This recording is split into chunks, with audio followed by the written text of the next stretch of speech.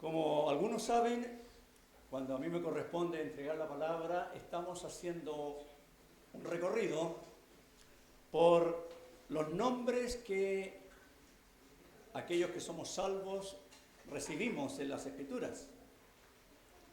La Biblia nos habla de que todo salvado es un creyente.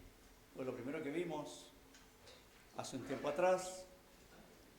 Después estuvimos analizando el nombre cristiano. Después nos detuvimos en el nombre hijos de Dios. Y la última vez hablamos acerca del nombre hermanos. Hoy vamos a avanzar a otro nombre que es bastante especial y que es muy mal entendido por la religión popular. ¿Por qué digo esto? Porque en un par de días más se va a celebrar, 3 días más, el 1 de noviembre, de acuerdo al calendario que tenemos en Chile, es el día de todos los santos. ¿Sabía eso? Me imagino cuando usted ve el calendario, ahí aparece. Sabemos que nuestro calendario en Chile cada día tiene o 1, o 2, o 3 santos. Y como son tantos los santos, el día 1 de noviembre es todos los santos. Por si acaso quedó alguno afuera. No lo digo con sorna ni con burla, pero es que esa es la realidad. Así ha acostumbrado la religión popular al mundo hace mucho tiempo.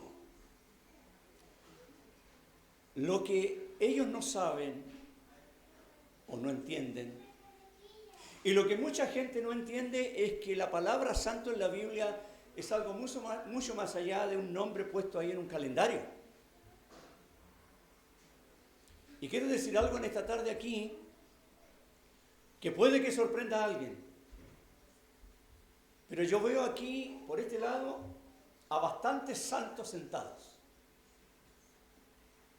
Y por este otro lado también veo bastantes santos. Alguien dirá, oye, este caballero está loco. No. Creo que la gran mayoría de los que aquí estamos somos santos. Puede que haya alguno aquí que todavía no es santo. Y alguien dice, pero qué raro esto, no entiendo nada. Si no lo entiende, es porque usted todavía no es santo o no es santa. Porque en la Biblia, cuando se habla de santos, en el Nuevo Testamento, se habla de personas vivas, no personas que murieron y que después de un largo proceso de canonización, después que se comprueba cierto milagro, entonces es declarado santo y ya está en condiciones de ser intercesor de muchos. Realmente cuando uno piensa en estas cosas, a uno le da pena ver cómo hay muchos cegados con esta situación. Ahora, damos gracias al Señor porque la palabra suya nos aclara estos conceptos. Ahora, antes de leer unos versículos, donde voy a centrar mi mensaje hoy día, pensemos primero qué significa en la Biblia la palabra santo. ¿Ya? Yo sé, por ejemplo, que algunos dicen que santo es alguien separado. Está bien. Pero he de decirle, amiga, amigo, hermana, hermano, que la palabra santo en la Biblia significa algo o alguien consagrado y dedicado a Dios. O sea, es mucho más que simplemente separado. Es algo o alguien. ¿Por qué digo algo? Porque en el Antiguo Testamento vamos a encontrar que muchas cosas fueron consagradas a Dios. Por ejemplo, el tabernáculo del testimonio, el tabernáculo de reunión, fue consagrado enteramente a Dios desde la entrada hasta el final, con todos sus muebles, cosas y también personas. Eso significa la palabra santo en las Escrituras. Y es una palabra bastante recurrente, tanto en el Antiguo Testamento como en el Nuevo Testamento. En el Antiguo Testamento, para aquellos hermanos que les gusta anotar cosas, aparece 48 veces el concepto de santo o santos. Y en el Nuevo Testamento aparece 77 veces. No es poca cosa, ¿eh? Ahora, cuando uno va al libro del profeta Isaías, va a encontrar que allí en 25 oportunidades se habla de Dios como el Santo de Israel. Este Israel que está tan complicado en el día de hoy y que por causa de él hay tantas cosas que se dicen, porque hay algunos evangélicos que poco menos que adoran a Israel. Sí, tenemos que orar por Israel, tenemos que orar por Jordania, por la Franja de Gaza, por el Líbano y por todas las personas que no conocen a Cristo allí, y orar por nuestros hermanos. Pero interesante, el Santo de Israel. Incluso en el libro de Isaías aparece también el Santo de Jacob, el Santo vuestro, el Santo. Allí encontramos en 3 oportunidades que se habla de Dios como el Santo, Santo, Santo, en el capítulo 6 de Isaías. Cuando Isaías dice que vio al Señor, al que realmente vio fue al Señor Jesucristo. ¿Ya? Ahora, cuando uno va al Nuevo Testamento, uno se encuentra que se habla de santos apóstoles y profetas, ahí en Efesios 3:5. Evidentemente, hermanos y amigos, se habla de los santos apóstoles y profetas de la Biblia. ¿Por qué digo eso? Porque en el día de hoy, en el mundo cristiano evangélico, hay una fiebre de apóstoles y profetas. Cada día aparecen más y más y más.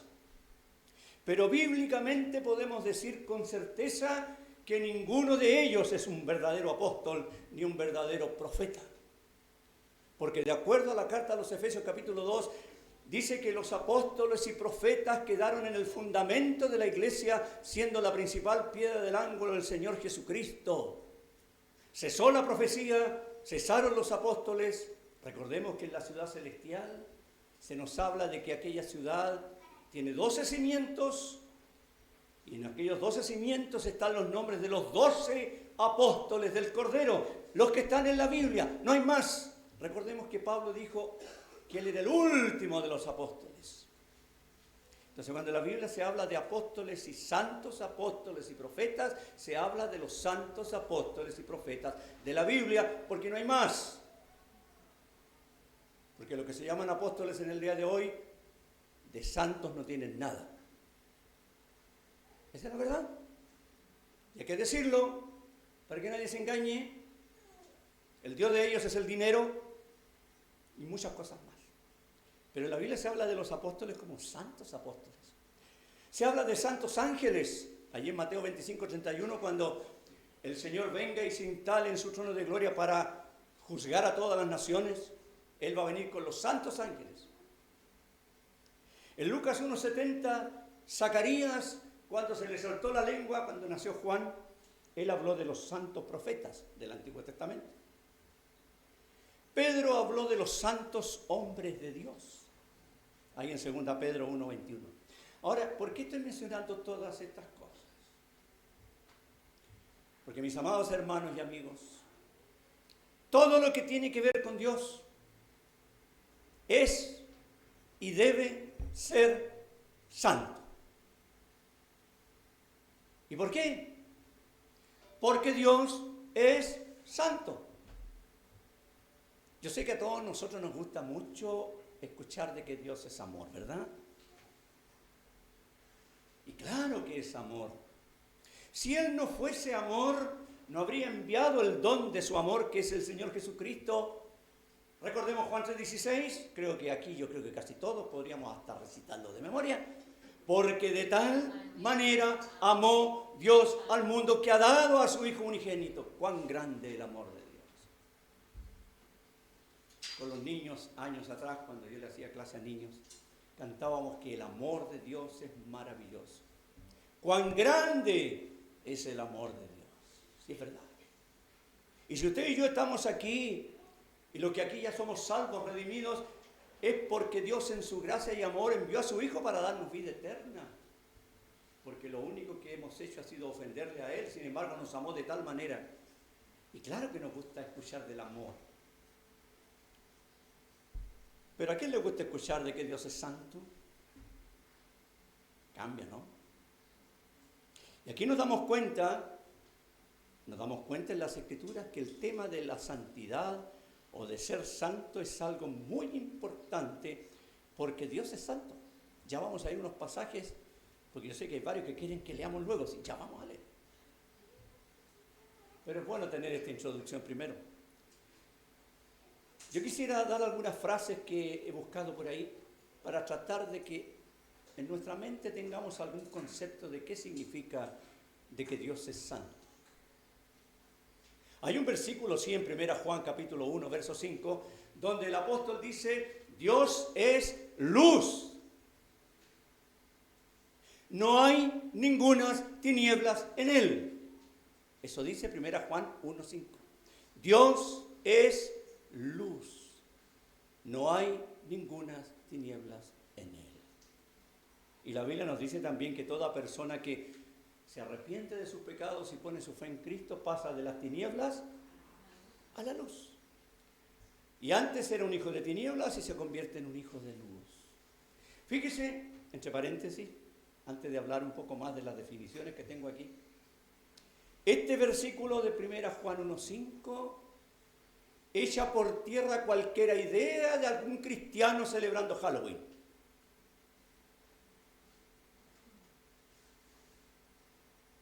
¿Hay alguien aquí que va a celebrar Halloween? ¿Que se va a vestir de brujo, de bruja o de cualquier cosa el martes? Los niños inocentes los mandan a pedir dulces. Esa es la parte, digamos, que Satanás usa para engañar. Que Satanás es el engañador. Engaña al mundo entero. Y hay muchos llamados cristianos que ya están engañados y ya el martes están preparados para su disfraz y para su fiesta y todas esas cosas. ¿Puede un cristiano verdadero, aprovechando la frase que estoy mencionando, puede un cristiano verdadero celebrar esa fiesta?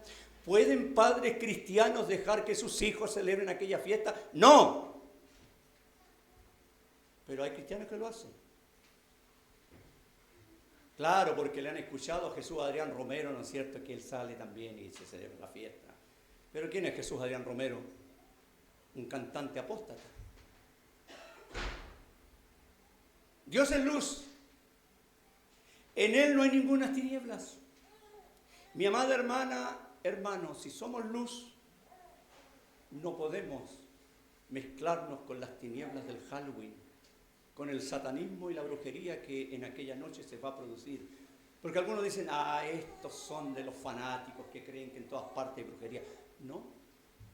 Ha de saber usted, este es un dato para los que no saben, que la noche del 31 de octubre es la noche de mayor actividad satánica en el mundo, occidental por lo menos.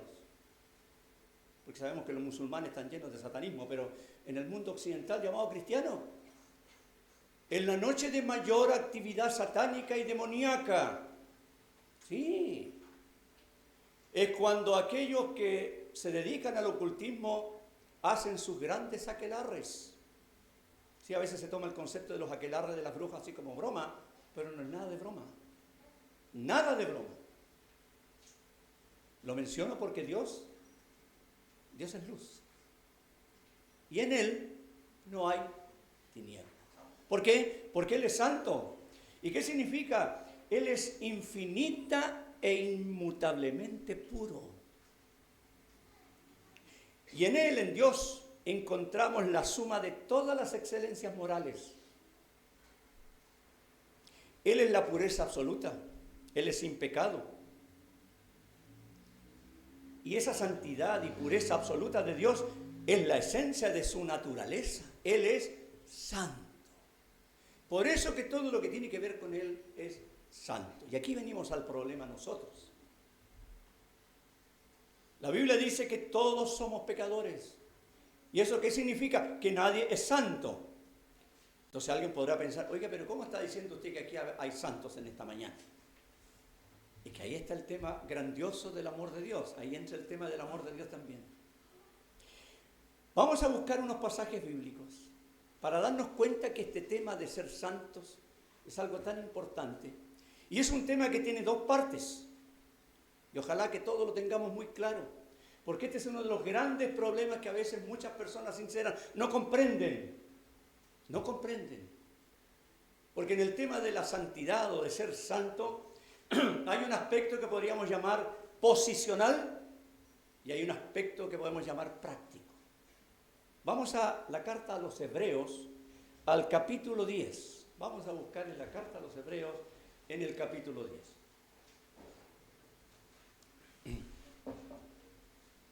Hebreos capítulo 10. Vamos a leer desde el versículo 11 hasta el versículo 14. Hebreos capítulo 10. Si alguien puede pasarle una Biblia acá al matrimonio, ahí vienen las Biblias, ¿no? Hebreos capítulo 10, vamos a leer en el versículo 11.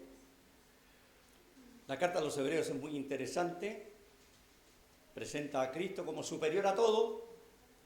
Y aquí en este capítulo 10 se viene hablando de aquellos sacrificios que los judíos hacían constantemente. Y dice el versículo 11, y ciertamente todo sacerdote, habla de los sacerdotes judíos, por supuesto, israelitas, está día tras día ministrando y ofreciendo muchas veces los mismos sacrificios que nunca pueden quitar los pecados. Pero Cristo, habiendo ofrecido una vez para siempre un solo sacrificio por los pecados, se ha sentado a la diestra de Dios. De ahí en adelante esperando hasta que sus enemigos sean puestos por estrado de sus pies. Porque con una sola ofrenda hizo perfectos para siempre a los santificados. Como digo, aquí se viene hablando en el contexto acerca de aquellos sacrificios que los sacerdotes de Israel hacían todos los días y que nunca pudieron quitar ni un solo pecado, hasta que apareció el Señor Jesucristo, que como dice el versículo 12, fue ofrecido una vez para siempre, allí en la cruz. Esta carta a los Hebreos, para los estudiosos, es bueno que sepan que por lo menos 7 veces se habla de que Cristo ofreció una sola ofrenda, una vez para siempre. La ofrenda de su muerte en el Calvario, en la cruz. Y dice que Él lo ofreció una sola vez y está sentado a la diestra de Dios. Qué hermoso pensar en eso. La religión popular tiene a Cristo en la cruz siempre, muerto colgado ahí, o está como chiquitito al lado de la madre, que es enorme. Pero el Cristo bíblico, el Cristo de verdad, está sentado a la diestra de Dios. ¿Y qué está esperando el Señor? Esperando algo que va a ocurrir pronto. Que sus enemigos sean puestos por estrado de sus pies. Eso tiene que ver con los juicios del último tiempo en la gran tribulación. Y que pronto van a ocurrir juicios de los cuales los creyentes estamos librados. Aprovecho de decir eso. El Señor va a arrebatar primero a los suyos y después enviará los juicios sobre aquellos que son rebeldes a Él. Y la iglesia no pasará por la gran tribulación. Esa es la verdad bíblica. Y Él está esperando eso. ¿Por qué? Porque en el 14 dice, con una sola ofrenda, y aquí quiero llegar a este punto, hizo perfectos para siempre a los santificados. ¿Qué significa esto? Que toda persona en sus pecados que acude humillado, arrepentido a los pies de Cristo y pone su fe en aquella obra consumada por Cristo en el Calvario, es hecho perfecto forever, para siempre. Y alguien dirá, o sea que deja de ser pecador. No. Pero delante de Dios queda hecho perfecto para siempre. Si todos los que estamos aquí, aún los que ya somos creyentes, somos pecadores. Con la diferencia que somos pecadores salvados y otros que aún no han recibido a Cristo son pecadores que están perdidos. Ubíquese en cuál está usted, ¿cierto? Vital. Porque en las cosas de Dios no hay términos medios. Pero aquí dice claramente que aquella ofrenda de Cristo en la cruz, una sola ofrenda, absolutamente una, la ofrenda de Él como sacrificio por el pecado, ha hecho perfectos para siempre a los santificados. Esta palabra santificados también significa los que están siendo santificados. ¿Qué quiere decir esto? Que toda persona que se arrepiente de sus pecados y pone su fe en Cristo, ya Dios lo ve. Por eso lo cantábamos en una parte por ahí. Declarado justo soy en Él. La Biblia dice claramente que toda persona que confía en Cristo y es salvo es justificado delante de Dios. ¿Qué significa? Que Dios lo ve como si nunca hubiera pecado. ¿Sabe por qué? Porque nos ve en Cristo. Y este es el punto clave. Cuando el Señor Jesucristo vino aquí a la tierra mostrando el amor de Dios, como lo decíamos, Él fue allá a la cruz. La Biblia dice claramente en 2 Corintios 5:21, no conoció pecado. Pedro nos dice, Él no hizo pecado. Juan nos dice, no hay pecado en Él. Y sin embargo, estando allí en la cruz, Él fue hecho pecado por nosotros. ¿Qué significa eso? Él fue convertido en un sacrificio por nuestros pecados. Y la Biblia dice que Dios cargó en Él nuestro pecado. Y cuando Dios vio el pecado de toda la humanidad cargado sobre Cristo allí en la cruz, derramó desde el cielo toda su ira hasta consumarla. ¿Por qué cree usted, amiga, amigo, hermana, hermano, que cuando el Señor ya estaba por entregar su vida, una de las frases que dijo fue, consumado es? ¿Qué significa? Todo está pagado. Porque Él completó total y absolutamente la obra de la salvación. Es la única obra que Dios recibe para que usted y yo seamos salvos, ninguna otra. No hay buenas obras que valgan, no hay sacrificios que valgan, no hay ritos que valgan, no hay iglesia que valga, no hay sacramentos que valgan, solo la obra del Señor Jesucristo consumada en el Calvario, una sola vez para siempre. Y Dios recibió aquella obra y la mayor comprobación es que le levantó de entre los muertos al tercer día. Y Él está sentado a la diestra de Dios. Entonces la persona cuando se entrega a Cristo deja de estar en sus pecados y pasa a estar en Cristo. ¿Conoce usted la historia de Noé, verdad? Yo creo que todos conocemos la historia de Noé. Cuando Dios le dijo que preparara el arca en que su casa se salvase, se calcula 100 años o más que se demoró. Si predicó, nadie se convirtió, pero dice que era pregonero de justicia y entró al arca él con su esposa, sus 3 hijos y las 3 mujeres. Y cayó el juicio, de arriba y de abajo, porque el diluvio no fue una lluviacita fuerte así como las que conocemos. No fue como las tormentas tropicales que han arrasado hace poco Acapulco, no fue así.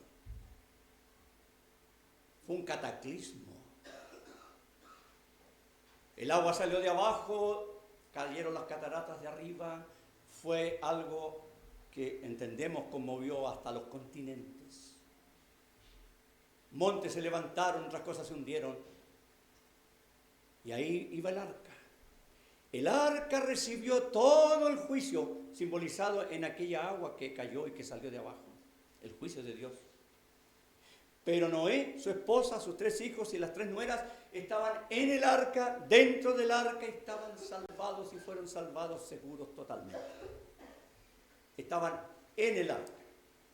Y en el Nuevo Testamento encontramos que en varias ocasiones se nos habla de que la persona que se convierte a Cristo está en Cristo. Y cuando Dios mira, ya no nos ve a nosotros, ve a Cristo. Nosotros estamos en Él. Y tengo anotadas acá varias frases que salen por ahí en algunas partes de la Escritura. Ya no voy a buscar, digamos, todos los pasajes. Pero ustedes deben conocer una que dice, aquí está: si alguno está en Cristo, nueva criatura o nueva creación hay. Está en Cristo, refugiado en Él, en la obra que Él consumó completamente en la cruz. Hay otro pasaje que dice, no hay condenación para los que están en Cristo Jesús. No dice, no hay condenación para los que están en la iglesia evangélica. No dice eso. Los que están en Cristo. Y cuando uno va a la carta a los Efesios, en el capítulo 1, hay varias cosas allí muy hermosas, y las anoté allí. Usted puede leer después el capítulo 1 de Efesios y va a encontrar verdades. Dice que los creyentes hemos sido escogidos en Cristo. Hemos sido aceptados en Cristo, allí se le llama el amado. Hemos sido redimidos en Cristo. Somos herederos en Cristo. ¿Qué le parece? ¿Por medio de qué? Por medio de esa sola y única obra que Él realizó. Y toda persona que se refugia en Él está seguro, perfecto, dice acá, para siempre. Y Dios lo ve como santo, consagrado a Él ahora. Ahí está el concepto de la posición en Cristo. Somos santos en Él, porque estamos en Él. Y vamos a buscar otro pasaje en la carta a los Colosenses, capítulo 2. Un pasaje que nos leyó nuestro pastor Ramón en la Cena del Señor. Cuando lo leyó, yo le daba gracias al Señor porque es el mismo pasaje que quiero leer yo ahora. Colosenses capítulo 2, versículo 9.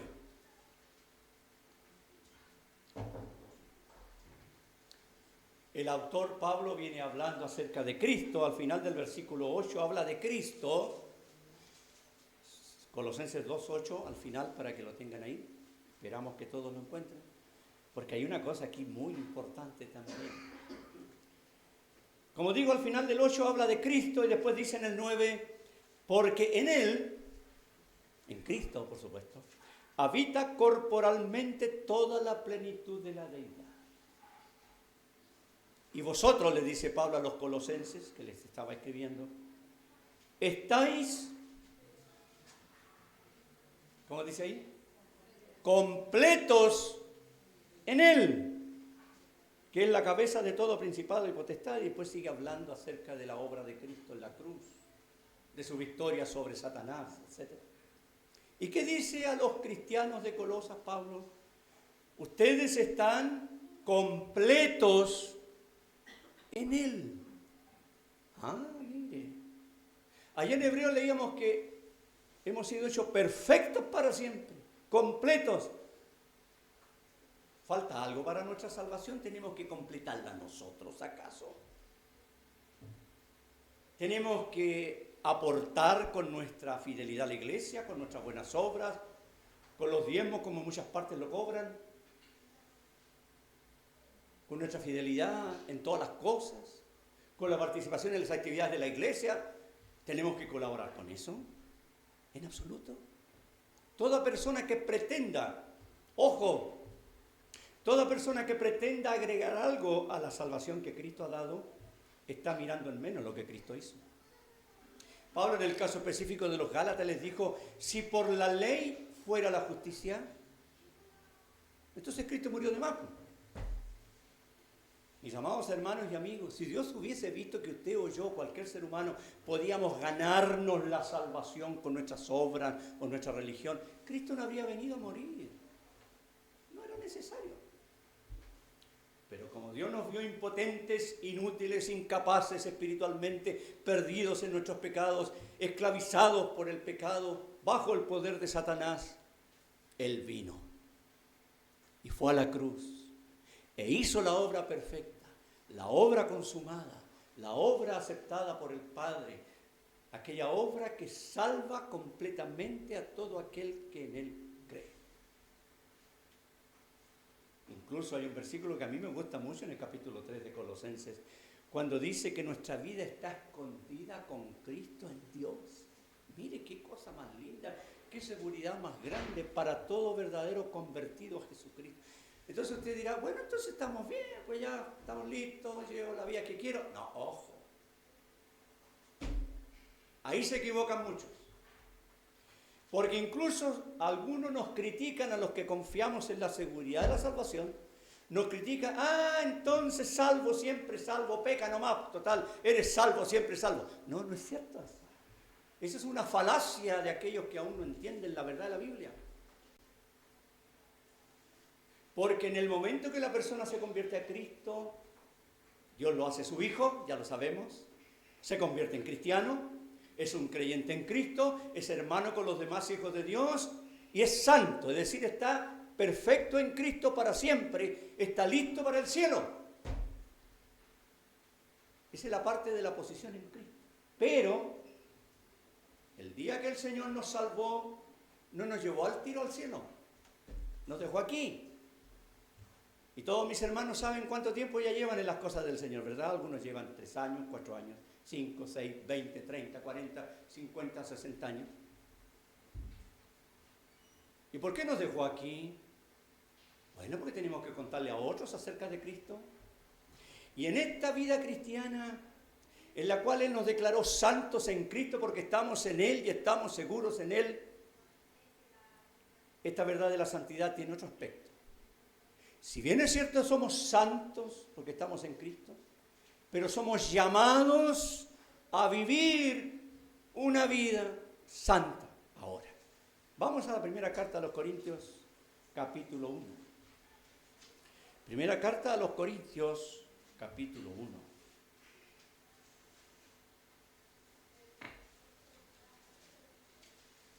Vamos a leer aquí los 2 primeros versículos de esta carta a esta iglesia de Corinto, que tantas veces la criticamos de pronto, pero a veces hay cosas en nosotros muy parecidas a las que había en Corinto. Primera carta a los Corintios, capítulo 1, verso 1. Dice así: Pablo, llamado a ser apóstol de Jesucristo por la voluntad de Dios, y el hermano Sóstenes, a la iglesia de Dios que está en Corinto, a los santificados en Cristo Jesús, llamados a ser santos, con todo lo que en cualquier lugar invocan el nombre de nuestro Señor Jesucristo, Señor de ellos y nuestro, y en esa frase está la iglesia bíblica Jesús Camino de Vida incluida. Sí, porque dice ahí, con todos los que en cualquier lugar invocan el nombre del Señor Jesús. Qué interesante esta carta, no fue solo para los corintios así, sino que es amplia, muy amplia. Y el detalle aquí, ¿cuál es? Habla de aquellos santificados, ya consagrados para el Señor, pero dice, llamados a ser santos. ¿Qué significa eso? La santidad práctica en la vida, diaria.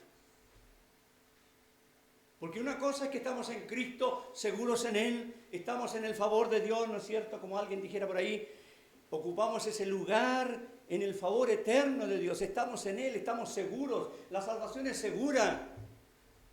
Por así decirlo, el pasaje al cielo ya está comprado, porque Cristo pagó el precio, su sangre vertida en el Calvario. Pero nos dejó aquí, ¿para qué? Para que la vida que llevemos ahora sea una vida de santidad, que demuestre en la práctica lo que ya somos. ¿Se fijan? Consagrados, dedicados a Dios, en Cristo estamos seguros, no hay condenación, seguridad absoluta de salvación, no pereceremos, pero Él quiere que vivamos ahora una vida santa, aquí todos los días. Porque, amados hermanos y amigos, antes de conocer a Cristo, los que ya somos salvos, teníamos una vana manera de vivir. Eso dice la Biblia. Vana manera de vivir. Es decir, vivíamos para nosotros, para nuestros gustos, nuestros pecados, nuestros deleites, nuestros placeres. Pero el Señor nos ha redimido, nos ha hecho sus hijos, nos ha hecho perfectos en Cristo, estamos completos en Él. ¿Para qué? Para que ahora, en la nueva vida, andemos distintos. ¿Por qué? Porque la Biblia nos dice que aquel que nos llamó es santo. Entonces tenemos que vivir en forma santa, consagrada a Él de manera práctica. Vamos a la primera carta de Pedro, capítulo 1.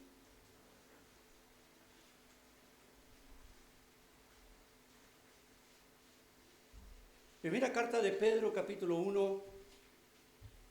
Aquí el apóstol Pedro habla muchas cosas hermosas en los primeros versos, por supuesto. Y vamos a llegar allí al versículo 14. Él está hablando a personas que ya habían confiado en Cristo y que estaban ya seguros en Cristo, santos en Cristo. ¿Y qué les dice? Versículo 14. Como hijos obedientes, no os conforméis a los deseos que antes teníais estando en vuestra ignorancia, sino, como aquel que os llamó es santo, sed también vosotros santos en toda vuestra manera de vivir, porque escrito está, sed santos porque yo soy santo. Ahí está la parte práctica de la santidad. La posición en Cristo, somos santos. Y podríamos poner muchas cosas más en Cristo, ¿cierto? Redimidos, justificados, adoptados hijos, hechos hijos de Dios, etcétera, etcétera. Completos en Él, delante de Dios. Pero Él nos dejó acá para que vivamos de manera práctica una vida que le agrade. Como dice acá, procuremos vivir en forma santa en toda nuestra manera de vivir, porque Él es santo. Y ya dije, el concepto de santo significa consagrado o dedicado a Dios. Ahora, ¿cómo se logra eso? Alguien dirá, ¿pero cómo? ¿Uno lo puede hacer por sus propias fuerzas? Evidentemente que no. Pero la Biblia nos habla, vamos a emplear un término, de dos factores que son fundamentales para que esto funcione en la vida de una persona que se ha convertido a Cristo. Uno de ellos es el Espíritu Santo y el otro factor, la palabra de Dios. Llamados hermanos y amigos, el Espíritu Santo y la palabra de Dios son los que van haciendo el trabajo de santificación en nosotros. Porque aún ya siendo perfectos en Cristo, completos en Él, asegurados en Él, seguimos siendo pecadores. Con la gran diferencia que ya no practicamos el pecado como antes. La Biblia dice que hemos sido hechos libres de aquellas cadenas. El Señor nos ha libertado. Todo aquel que hace pecado, o sea, el que lo practica, es esclavo del pecado. Pero al confiar en Cristo es hecho libre en Cristo. Pero aún estamos acá en la carne, en este cuerpo. Y aún hay tentaciones. ¿Cómo lidiar con eso? ¿Cómo vivir ahora una vida que agrade al Señor, consagrada al Señor? ¿De qué manera? ¿Con mis fuerzas? ¿Con mis esfuerzos? Imposible. Recordemos, amiga, amigo, que para poder ser salvos, tuvimos que reconocer delante de Dios, Señor, yo no puedo salvarme a mí mismo. No puedo. Pero tú me salvas. Los creyentes en Cristo, los que ya somos santos, tenemos que reconocer delante del Señor, Señor, yo no puedo con estas tentaciones, no puedo con esta situación, no soy capaz, pero dame tú las fuerzas. Y el Señor la da. ¿Por qué? Porque la Biblia nos dice claramente que en el momento que usted y yo nos convertimos a Cristo, vino a morar en nosotros el Espíritu Santo. Y no estoy hablando de ninguna cosa así extraordinaria o especial. No sentimos frío, no sentimos calor, no sentimos nada. Pero la Biblia nos dice que desde el momento que nosotros confiamos en Cristo, hemos sido sellados con el Espíritu Santo de la promesa. Hemos recibido la unción del Santo. Y Juan lo dice en su primera carta, capítulo 2. Todos vosotros tenéis la unción del Santo. ¿De quién? Del Señor, del Espíritu Santo. Hay lugares donde se dice que hay que buscar la unción. No, la tenemos. Tenemos el Espíritu Santo, que habita en el creyente desde el momento de su conversión. Y es el Espíritu Santo el que va a empezar a producir los cambios en la vida del creyente. Cambios que se van a reflejar también si el creyente va leyendo la palabra y la va obedeciendo. Porque hermano, para la victoria contra el pecado no tenemos capacidad los creyentes. Aunque ya somos hijos de Dios, aunque ya somos santos, pero si no tenemos cuidado vamos a caer porque no tenemos fuerzas propias. Y a veces hay creyentes que no lo entienden. Ya he contado más de una vez una experiencia que leí en un libro de un creyente chino, de Watchman Nee. Contaba a este misionero, a este siervo del Señor, que él iba con un grupo de cristianos chinos por un camino y llegaron a un lugar donde había una especie de lago, un río. Entonces todos los hermanos chinitos quisieron bañarse. Hacía calor ese día. Se metieron todos al agua excepto este hermano y un hermano que estaba al lado de él que era salvavidas. Y todos los demás hermanos estaban felices ahí en el agua, refrescándose. Y cuenta Watchman Nee que de pronto uno de ellos se empezó a ahogar.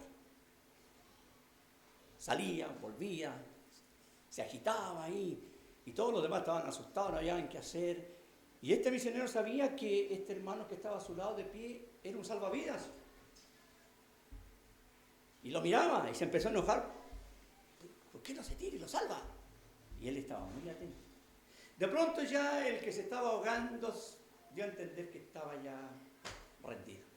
Y en ese momento, cuenta Watchman Nee, este hermano se tiró al agua y lo sacó de inmediato. Y después le preguntó, oye hermano, ¿y por qué no lo salvó antes? No, dijo él. Yo tenía que dejar que él terminara de luchar por sí mismo, que se entregara ya, que se rindiera, que no era capaz, y ahí lo pude sacar. Porque si yo me tiro antes, nos hundimos los dos.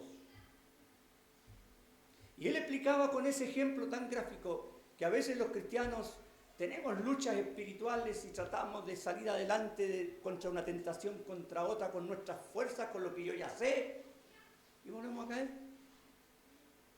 Por eso que es tan importante que le digamos, Señor, yo no puedo con esto.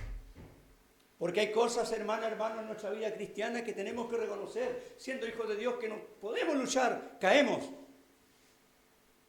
¿Qué tenemos que decirle al Señor? Señor, no soy capaz, ayúdame.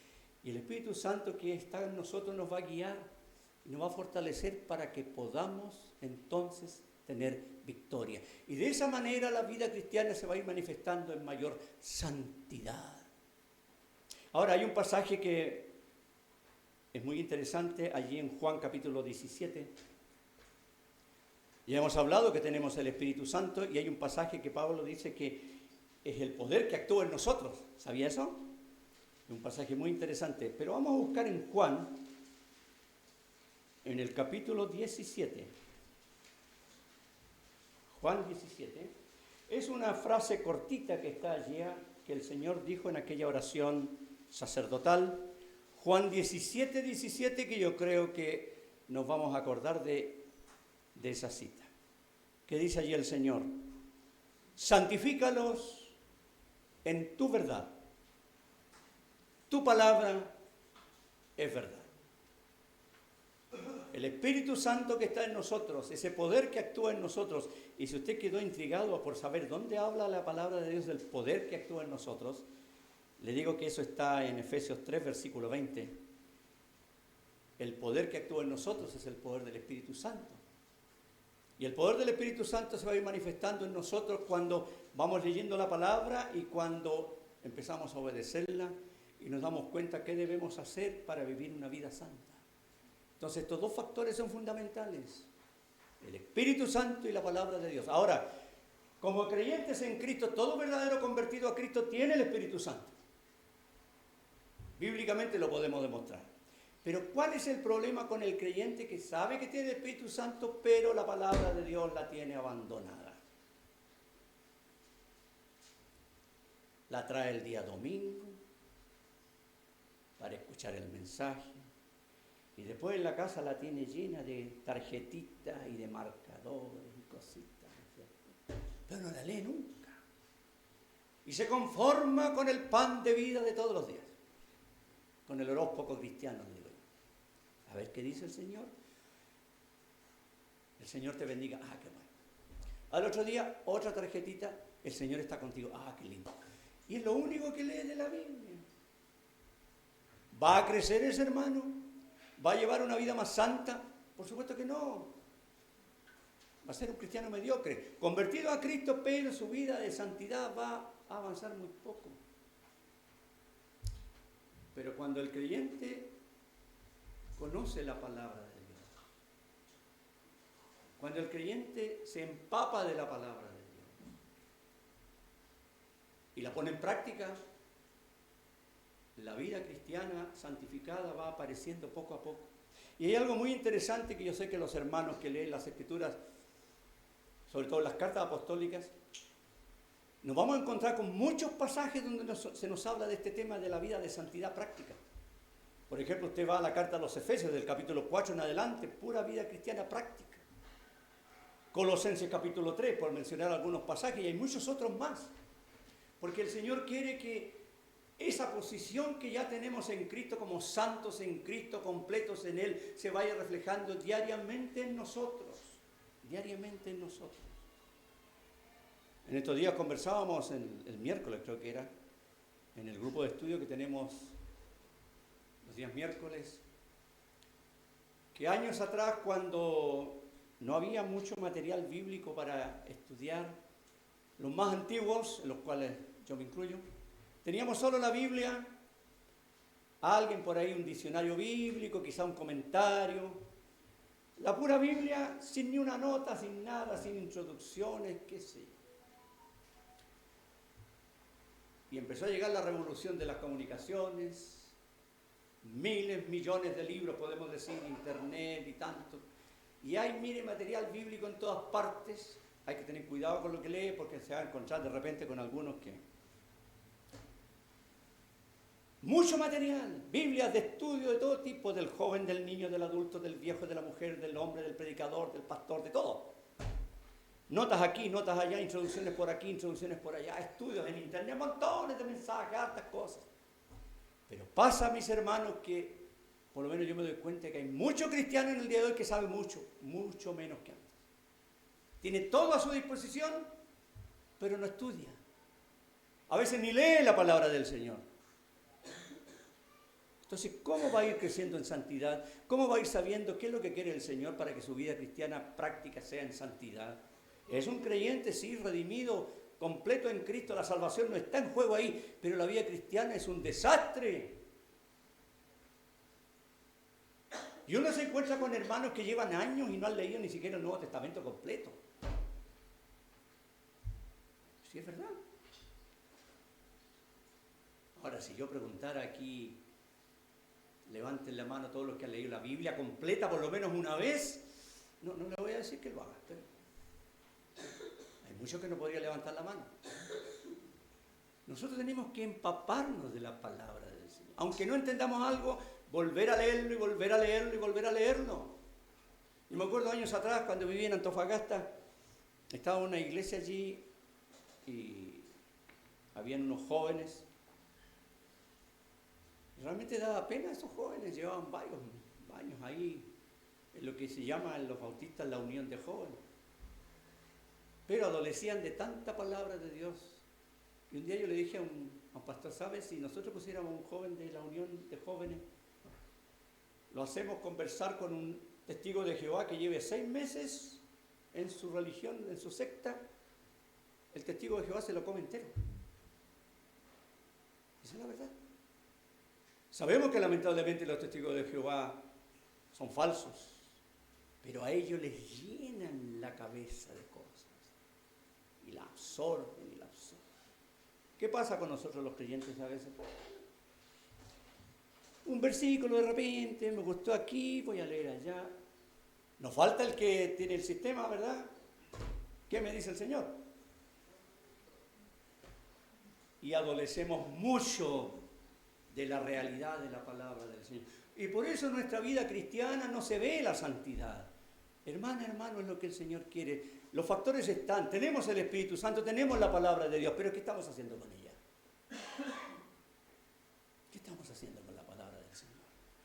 Por la gracia del Señor ya estamos en Cristo, santos, completos, perfectos. Y usted podría decir, qué bueno, gracias porque soy un santo. Sí, gracias a Cristo somos santos, estamos listos para el cielo. Pero ¿cómo está mi vida cristiana? Recordemos algo, que cuando lleguemos a la presencia del Señor, cuando el Señor arrebate a su pueblo, hay muchos que piensan, sí, han llegado las bodas del Cordero, qué lindo. Claro, sí, pero antes de la boda del Cordero, le doy un dato por si no sabía, va a haber un tribunal. Y ese tribunal se llama el Tribunal de Cristo, que será un tribunal exclusivo para los creyentes en Cristo, ¿ya? No será de que usted va a llegar allá y Dios le va a decir, ya ándate al infierno, no. Para todos los redimidos, para todos los santos en Cristo. ¿Y qué va a pasar allí? Dice la Biblia, cada uno va a dar cuenta delante del Señor. Cada uno, cada creyente. Y alguien dice, oye, pero si son millones, ¿cuánto se va a demorar el Señor? En el cielo no existe el tiempo, así que no hay problema con eso. Y allí el Señor va a revisar nuestra vida cristiana. Desde el momento en que usted se entregó a Cristo, desde el momento en que usted supo, soy hijo de Dios por gracia de Dios, estoy completo en Él, estoy refugiado en Cristo, soy santo, estoy preparado. Desde ahí para adelante el Señor va a empezar a revisar nuestra vida de cada uno. Nadie va a poder esconderse en la esposa o en el esposo, porque en el cielo las familias humanas no van a existir. Existen aquí nomás. Cada uno el Señor va a decir, mira, ¿cuántos días pasaste que ni siquiera orabas, apenas por los alimentos? ¿Cuántas semanas pasaste sin leer la Biblia? ¿Cuántos meses pasaste con esa vida cristiana tan mediocre? Y vamos a perder la vida cristiana ya. ¿Qué vergüenza vamos a pasar, hermanos? Salvos somos, pero sin nada. Alguien dirá, voy a tratar de recuperar el tiempo perdido. Imposible. Lo que se perdió ya no se recupera. ¿Qué hay que hacer? De aquí en adelante no perder el tiempo. ¿Cuánto tiempo nos queda? Muy poco. Muy poco. Y realmente muy poco. Para que el Señor nos lleve. Así que si hemos estado como creyentes viviendo una vida cristiana mediocre, hablo a mis hermanos, sabemos que somos de Cristo y estamos felices por eso, pero la vida cristiana es una cosa light, ¿no es cierto? No perdamos más tiempo. Porque el día que pasamos y lo perdemos sin las cosas del Señor es un día perdido para los creyentes. El Señor no nos va a llevar al cielo por cómo fue nuestra vida cristiana, no. Él nos lleva al cielo porque nos refugiamos en Cristo arrepentidos de nuestros pecados y confiamos en Él para la salvación. Pero Él va a revisar después nuestra vida cristiana. Espero que el tema de ser santos haya quedado un poquito más claro. Si alguien todavía tiene dudas o preguntas, podemos conversar, o algunos otros hermanos, sobre todo los pastores, pueden también conversar sobre el tema con preguntas. Pero es muy claro. En Cristo estamos completos en Él. Perfectos para siempre, estamos en Él. Dios no nos ve a nosotros, Dios ve a Cristo. Y ahí nos ve porque estamos en Cristo. Eso está seguro. Pero la vida cristiana, cada uno tiene que saber cómo la está llevando. Ahora bien, al terminar, vuelvo a decir, si hay aquí alguna persona que se ha dado cuenta que aún no es santo, es el momento de entregarse a Cristo, de humillarse delante de Él, reconocerse pecador o pecadora, no importa la edad que tengas, y poner tu fe en Cristo. Y vas a ser salvo, para poder comenzar esa vida que el Señor quiere que vivamos. El Señor bendiga su palabra. Vamos a orar antes de cantar una alabanza.